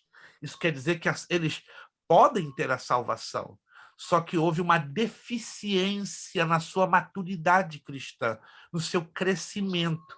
Paulo mesmo disse a carta aos Gálatas que nós temos que ajudar a estes, né, que são deficientes na fé. Então, resumindo, antes que a irmã Márcia entre, eu quero fechar com o irmão Márcio. As pessoas eram salvas na sua fé em Cristo Jesus. Antes da reforma, muitos tinham acesso à Bíblia, ainda que a Igreja Católica mandava para a fogueira quem empunhasse a Bíblia em praça pública, ou se alguém fosse encontrado lendo a Bíblia dentro de um templo, era proibido pela Igreja Católica. Hoje, nós temos uma liberdade maravilhosa. Se o irmão fazer uma pesquisa, um dos tradutores da Bíblia em inglês, John Wycliffe, qual foi o crime dele? Em ter trazido a Bíblia para o inglês. E ele foi colocado aonde? Na estaca, morreu queimado. Esse foi o crime de Wycliffe, porque a Igreja Católica não autorizava ninguém a colocar a mão para traduzir a Escritura Sagrada, a não ser os próprios bispos, o clero, né, da igreja, que era uma elite que só tinha o poder de manipular a sua própria interpretação. Mas aí nós quando estudarmos a história da igreja, da Idade Média, século XIII, XIV e XV, nós vamos ver que mais de 100 mil homens e mulheres de Deus morreram, né, por amor a Cristo, falando do Evangelho, através da boca, da vida, do testemunho. Ou seja, irmão Márcio, muita gente se salvou nesta época chamada Idade das Trevas, embora a Igreja Católica tentou sufocar ao máximo.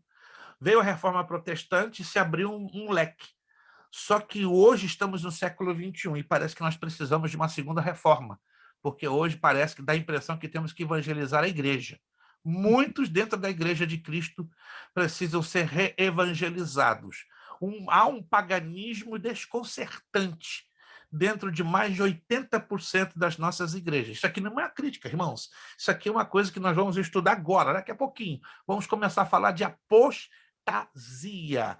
O que está acontecendo hoje, isso aqui não é crítica, estamos estudando a palavra e confrontando com os fatos dos dias de hoje. Estamos vivendo dias perigosíssimos que Paulo profetizou a Timóteo e a Tito sobre os últimos dias. Irmã Márcia, para que a irmã não fique lá com a sua mãozinha, daqui a pouco ela vai ter um torcicolo muscular e eu vou ter que correr atrás para dar uma assistência para ela. Pastor, mas a palavra também não diz que Jesus, quando morreu, foi ao Hades e pregou? Mas ali ele foi para revelar a justiça de Deus. Ele foi lá com dois objetivos: para pregar lá no lugar de tormentos a todos aqueles que estavam aonde? No lugar de tormentos, porque lá eles tinham consciência que no futuro eles ressuscitarão para serem sentenciados ao lago de fogo e enxofre. E a outra razão que Jesus foi lá no Hades é para confirmar também a sentença dos anjos caídos. Quem são esses anjos caídos? Aquele grupinho, uma parte, né, não todos, que foram corrompidos ou seduzidos lá atrás, quando Lúcifer ainda estava na presença de Deus, né? Diz a Escritura em Apocalipse 12:7 que o dragão, com a sua cauda, arrebatou 1/3 das estrelas. Isso é uma linguagem figurativa para dizer que Satanás ele corrompeu 1/3 dos anjos, e alguns deles, de uma hierarquia elevadíssima e com corpo espiritual, foram aprisionados aonde? Lá no poço do abismo, que é chamado o Tártaro. Na verdade, Jesus foi ao Hades e desceu também ao Tártaro. A gente vai falar, quando a gente for entrar na próxima aula, sobre os 3 infernos e os 3 céus. Mas fica lá escrito também que foi anunciar sua vitória. Então, já dá. Exatamente, foi também confirmar a sua vitória. Então, a descida de Cristo ao inframundo tinha esses 3 objetivos. Tem ainda o 4º. Ele foi levar cativo o cativeiro, ou seja, todos os mortos justos, escute essa, todos os mortos justos, desde Adão até antes da ressurreição de Jesus, eles desciam, os espíritos, para onde? Para o Hades. Só que eles não caíam no lugar de tormentos, caíam no seio de Abraão e ficavam lá. Quem descia eram só o espírito dos ímpios, estão me entendendo? Dos ímpios. Mas os dois compartimentos estavam no mesmo nível do inframundo. O que eu digo inframundo? A Bíblia diz nas partes mais baixas da terra, entenda? A Bíblia não fala em momento nenhum que é no interior da terra, mas nas partes mais baixas. Então, não tem como fazermos uma medida no plano físico, mas a Bíblia só diz isso, nas partes mais baixas. Então, quando o espírito de um ímpio morria, descia, lugar de tormentos, lá no paralelo. O justo morria, e aonde? Para o Sheol, ou seio de Abraão, mas eles estavam paralelos. Havia um abismo no meio que nenhum nem outro podiam passar. Mas depois que Jesus prega aos espíritos cativos e aos anjos caídos lá no Hades, declarando a sua vitória, declarando a justiça de Deus, vocês estão aqui porque merecem, porque a lei e os profetas foram colocados para vocês e vocês não obedeceram, e agora vocês vão lá no futuro ressuscitarem para a condenação eterna. Aí cumpre-se o Salmo 68:18. Jesus toma cativo o cativeiro, ou seja, pega todos os espíritos dos justos e translada e leva para o 3º céu. E aí cria o paraíso. Então, o lado do Sheol, o Hades, onde estava o seio de Abraão, está vazio. E hoje, quando um morto justo morre, ele vai para onde? Para o paraíso, que está no 2º nível do 3º céu. Só você olhar aquele gráficozinho que eu postei no grupo, né, que você vai ver. Né? Então, está lá o paraíso. Então, hoje está lá, olha lá. Debaixo do trono. Isso, está debaixo do trono. E o livro do Aí Apocalipse... as orações deles enchem como súplicas, se derramam. Tá lá, olha lá. Irmão Walter e irmã Núbia, parabéns, eles arrebentaram lá, imprimiram. Que coisa maravilhosa. Vai lá no grupo que você vai ver, está lá o mapinha, mostra direitinho. Então, hoje, os espíritos dos justos estão debaixo do trono de Deus, ainda no 3º céu. Para concluir essa parte, se algum aluno tiver alguma pergunta, porque já estamos chegando no finalzinho. Tantos os espíritos dos justos como dos ímpios, presta atenção nisso aqui, isso aqui é sério. Eles estão conscientes. Já sabem do destino final deles. Em outras palavras, quem está no paraíso está feliz da vida. Feliz na presença do nosso Cristo, adorando, louvando, cantando, regozijando-se e sabendo que vão ressuscitar com o corpo glorificado, sabendo que vão governar com Jesus 1000 anos, sabendo que vão receber galardões no tribunal de Cristo. Gente, aquele povo ali está numa alegria. Está lá meu pai, está lá minha mãe, né? Meu pai está lá desde 87.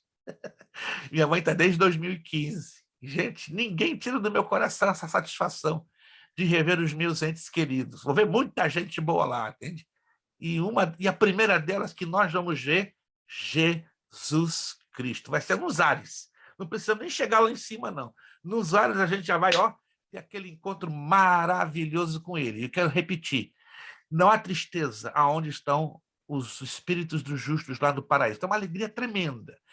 Por outro lado, no lugar de tormentos, no Hades, no inferno temporário, gente, é um luto dia e noite. É um luto constante. Eles estão conscientes de tudo. Nós estamos arrebentados, um falando para o outro. Nós vamos ressuscitar logo. Vamos ser apresentados lá no trono branco.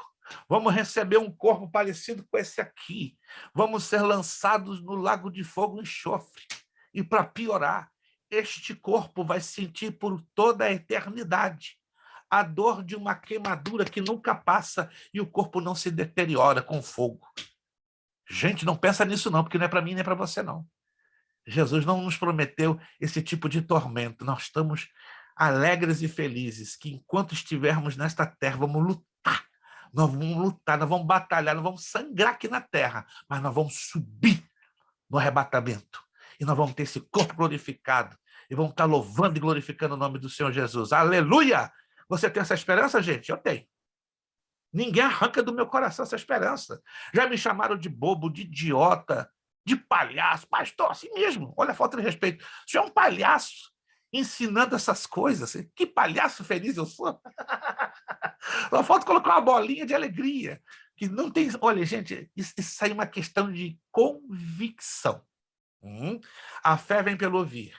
E o ouvir vem pela palavra de Deus. Então, quanto mais estudamos a Bíblia, mais aumenta esta convicção em nossos corações. Em 8 minutos eu vou terminar a aula. Tem mais algum aluno que gostaria de fazer uma pergunta, uma participação para eu entrar já na página 18 sobre a igreja? Está tudo esclarecido? Alguém tem alguma dúvida? Tem alguma colocação? Não? Pastor, Irmão Márcio, eu consegui lhe ajudar a entender um pouco, irmão Márcio? Eu consegui lhe ajudar ou não? Irmão Márcio, eu consegui lhe ajudar com a sua dúvida? Ou ainda sobrou alguma coisa pendente? Não, até agora, depois eu pergunto o senhor particular. Tá certo. Já deu Eu sei que tem mais desdobramentos, por isso essa é a razão que eu estou perguntando, porque eu sei que tem... Esse assunto ele é muito... Ele envolve... Vasto. Ele é muito Então... vasto. Ele puxa uma coisa, vai puxando, vai puxando, vai puxando. É pior que língua de sogra, né? Com todo respeito, né? Minha sogra é uma benção. O único fato de eu ter feito a pergunta, pastor, que às vezes nós não temos sabedoria em evangelizar. O senhor entendeu? A gente quer julgar que o A ou o B vão para o inferno e nós somos salvos. E não é bem... Se eu disser para vocês, vários pastores comigo ficaram escandalizados no Uruguai há 29 anos, quando eu falei, irmãos, céu vai ser lugar de surpresa. Por quê? Nós vamos encontrar budista lá, espírita, pai de santo, vamos encontrar bispos católicos.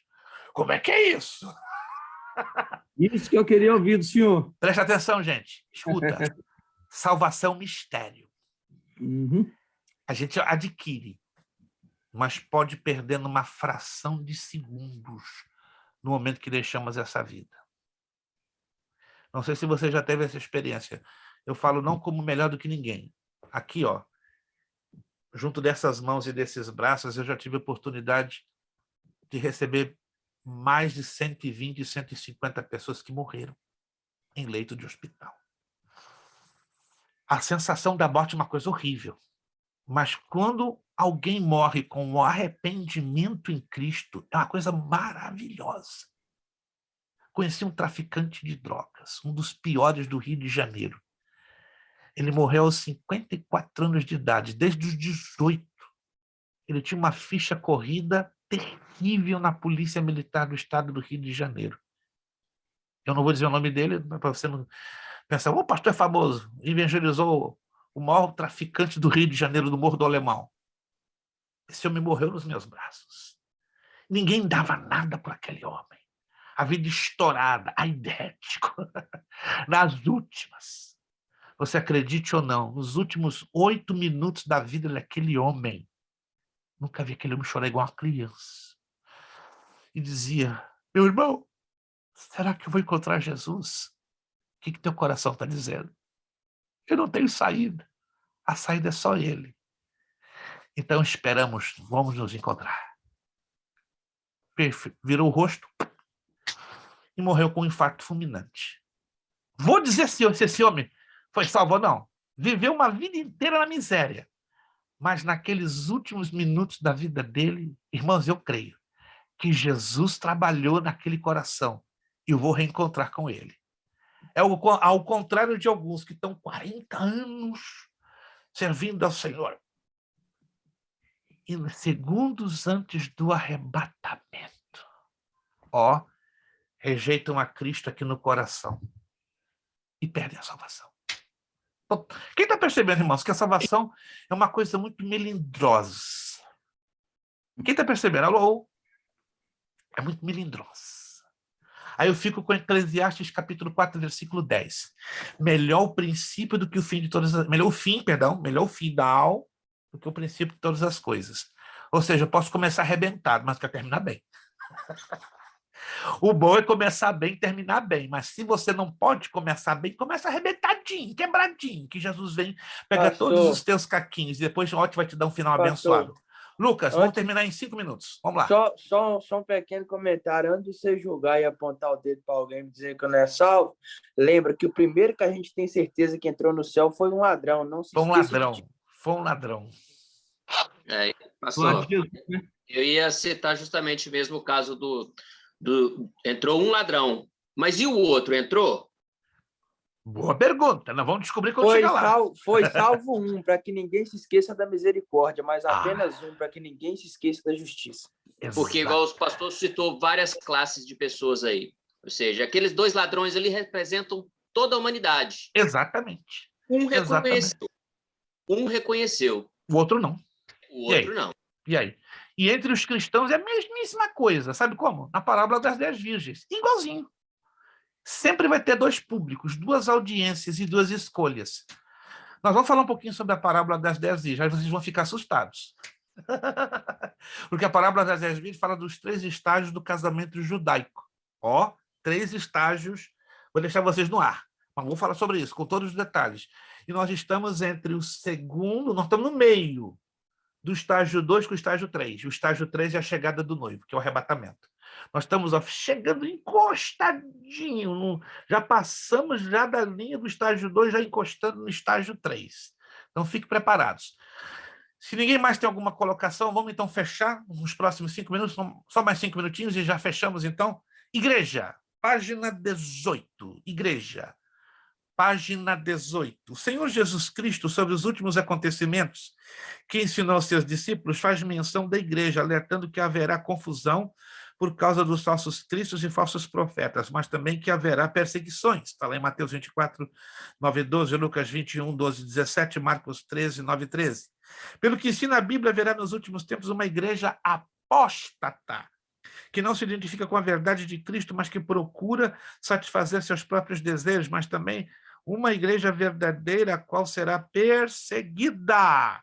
Vejamos algumas características da igreja dos últimos tempos. Eu vou deixar, então, para entrar em maiores detalhes na próxima aula, mas se você ouvir, preste muita atenção no que eu vou dizer agora, se você ouvir algum pregador afirmando de pé junto, de pé juntinho, vai ter um grande avivamento antes do arrebatamento da igreja. Faça assim com o dedinho. Não. Isso não está escrito na palavra de Deus. Não vai ter avivamento nem aqui, nem nos teus piores pesadelos antes da vinda de Jesus. Vai haver, ao contrário, uma avassalante apostasia. Mas sabe o que vai despertar um grupo de cristãos para trazer limpeza, presta atenção, para trazer santidade, para trazer purificação, para trazer comunhão mais íntima com Deus? Adivinha? Vamos lá, se algum aluno aí sabe. Perseguição. Pastor, eu estou pelando de medo, perseguição. Mas a Bíblia fala sobre isso. E agora? Vamos arrancar os cabelos? Vamos estrebuchar? Ah, meu Deus! Temos que pedir graça a Deus. E essa perseguição está mais próxima do que você pode imaginar. Nós vamos falar muito sobre isso nas 2 próximas aulas. O governo Biden está preparando um caminho para uma terrível perseguição que vai se abater aqui nos Estados Unidos nos próximos 2 anos. E ninguém está percebendo isso. Ninguém. Deixa eu terminar com um texto que eu já li com vocês, eu quero voltar a relê-lo e deixar você bem alerta, tá? Começando de mim. Não tem essa de que vai haver avivamento antes do arrebatamento da igreja. Não existe nenhum texto, nem 2, nem 3, que nos prove isso. Mas existem dezenas de textos, sobretudo da parte do apóstolo Paulo nas suas cartas, falando de quê? De apostasia. 2 de Tessalonicenses, capítulo 2, por favor. Se você puder... Deixa eu tirar Sim. uma dúvida, então. Então, seria errado eu orar hoje pedindo um avivamento para minha igreja, para mim e para minha igreja, baseando-se nisso que o senhor está falando? Despertamento seria mais coerente. Porque o despertamento ele vai alcançar poucos. O avivamento, infelizmente, não é que Deus não queira trazer o avivamento, compreende? É que o coração da maioria está fechado. Quer uma prova disso, irmão Jubé? Já se perguntou por que sinais, prodígios, maravilhas e milagres e salvações em massa não têm acontecido nas igrejas? Agora eu vou lhe dar uma resposta bíblica. Porque ainda pode soar isso até absurdo para vocês. E não é um julgamento que eu estou lançando para a sua igreja local. Não é. Entenda bem. Enquanto Cristo e a palavra não forem definitivamente entronizados no centro do culto, essas manifestações sobrenaturais não podem acontecer em larga escala. Nós vemos Deus, né, abençoando alguns cultos, tendo despertamento, tendo uma presença, tendo uma coisa linda, mas não é ainda o que Deus gostaria. Deus gostaria de estar se manifestando rasgado, abertamente. Mas por que não se manifesta? Porque tem travas, tem bloqueios. Ele se manifesta pela misericórdia? Claro que ele manifesta. Mas o desejo do Espírito Santo é ele, tem liberdade. Mas ele não tem liberdade, porque tem bloqueios ali dentro. E se tem bloqueios é porque tem situações que não permitem e não vão permitir tão cedo avivamento. Despertamento, sim. Mas avivamento, nós temos que ler na Bíblia que o avivamento vem a raiz de quê? Da palavra. Os 4 avivamentos que a nação de Israel viveu em toda a sua história, em mais de 1000 anos, foi o quê? Na base da palavra. Não existe avivamento se não for pela palavra. Palavra. Qualquer coisa, se não tiver a palavra no centro, esquece. Hoje o povo não quer estudar a palavra, na sua maioria. O povo não está venerando, reverenciando a palavra. São poucos, gente, são poucos. Tem 7.000 ainda que não dobraram seus joelhos diante de Baal. Então, estamos eu e você dentro desses 7.000. Mas se a gente for olhar dentro da maioria, a maioria não quer saber nada com palavra. Quer saber qualquer coisa, menos palavra. Consegue me entender, irmão Jobé? O negócio é pior do que imaginamos. Para terminar, 2ª carta aos Tessalonicenses, capítulo 2. Vamos lá. Para terminar, porque já nosso horário já foi embora. 2ª carta de Paulo aos Tessalonicenses, capítulo 2. Essa é a prova bíblica de que não vai haver avivamento, sim apostasia. 2 de Tessalonicenses 2:3. Ninguém de maneira alguma vos engane, porque não será assim, sem que antes, escute, sem que antes, ou seja, o anticristo não vai ter as rédeas plenas, completas do planeta Terra. Ele não vai governar plenamente. Sem que antes aconteçam 2 coisas. Sem que antes venha o quê? A apostasia. E se manifeste o homem do pecado, o filho da perdição. Anotaram aí? Então, 2 sinais que estão indicando que vão acontecer próximos do arrebatamento. Analisa o texto. E isso, então, se levanta aqui uma teoria, e uma teoria não é uma afirmação, que há uma possibilidade, bato na tecla, há uma possibilidade muito grande da igreja ver o anticristo, identificá-lo, mas não vai experimentar, viver a grande tribulação. Vocês estão me entendendo, gente? Vocês estão me entendendo? Uma coisa é ver, uma coisa é identificá-lo. Uau, esse é o cara! Esse é o cara! Mas a Bíblia é clara que Deus não destinou a igreja para a ira. 1 de Tessalonicenses 5:9. Então, temos aqui uma teoria muito forte, que a igreja poderá ver, além da apostasia que já estamos vivendo, poderá ver o filho da perdição, o anticristo, já tendo as rédeas do governo do planeta. E aí poderia ser uma questão de quê? Dias ou semanas, com respeito ao arrebatamento da igreja. Nós vamos trabalhar bem com essa temática na próxima aula e você vai ficar, impressionado. Em que estágio já nos encontramos no calendário da profecia. Amém? Podemos terminar? Irmã Márcia. Ô, Márcia. Estou faladeira, né? Solta, irmã Márcia. Solta o manto. Irmã Márcia está com o manto hoje forte. Vamos lá. Solta. Eu queria perguntar se eu posso compartilhar um sonho que eu tive essa noite. O tempo agora já deu. Se a senhora puder gravar um áudio, ficaria de bom tamanho. Está autorizado. Grava um áudiozinho e clica e posta lá no grupo. Porque já são 10h10 e não queremos segurar mais os irmãos, que tem que alguns acordar muito cedo para trabalhar. Mas fica na liberdade de gravar um áudio e postar no grupo. Então, a irmã Márcia vai gravar um áudio, tá? Ela tem toda a liberdade de assim fazer para compartilhar um sonho que ela recebeu e queremos esse sonho pode trazer algum tipo de edificação para nós. Irmãos, a aula de hoje valeu alguma coisinha? Valeu. Se valeu, toda a honra, toda a glória damos ao nosso Deus. Vamos, então, agradecer ao Senhor nosso Deus. Vamos pedir, irmão Zandro, nos guiar uma palavra de oração, concluindo a aula de hoje. Se Deus assim nos permitir, voltaremos na próxima quarta-feira, dia 18 de maio, né? E tem muita coisa ainda que nós vamos estudar, que, olha, prepara o teu coração. Maranata, hora vem, Senhor Jesus. Se nós não estivermos aqui na próxima aula, você sabe aonde você vai me encontrar. Não é no cemitério, não. Você vai encontrar lá no Tribunal de Cristo, nas bodas, que eu vou te encontrar também. Vou lá, vou te procurar, vou te abraçar, vou procurar o irmão Márcio, o irmão Zando, vou procurar o Mateus, vou procurar o Gilberto. Gente, vou ficar bem doido procurando todos vocês, né? E se eu não encontrar, aí sim, vai bater uma tristeza de morte, né? Mas a minha oração é que eu encontro todos vocês lá. E chegue a dizer para vocês, valeu a pena, gente? Valeu. Vou encontrar a pastora Darlete lá sorrindo, ela vai encontrar lá os entes queridos dela. Meu Deus, vai ser bom demais. Gente, isso aqui não é história da carochinha, não. Isso aqui é realidade, né? Irmão Wellington vai estar lá, mais bonito que já é. Segura, irmã Núbia. Se esse rapaz já é bonito lá no céu, então nem se fala. Só que ela vai mudar o negócio, você só sabe disso. O esquema lá, Lucas, então, nem se fala, né? Vamos estar agarrados, eu e o Lucas lá no céu, né?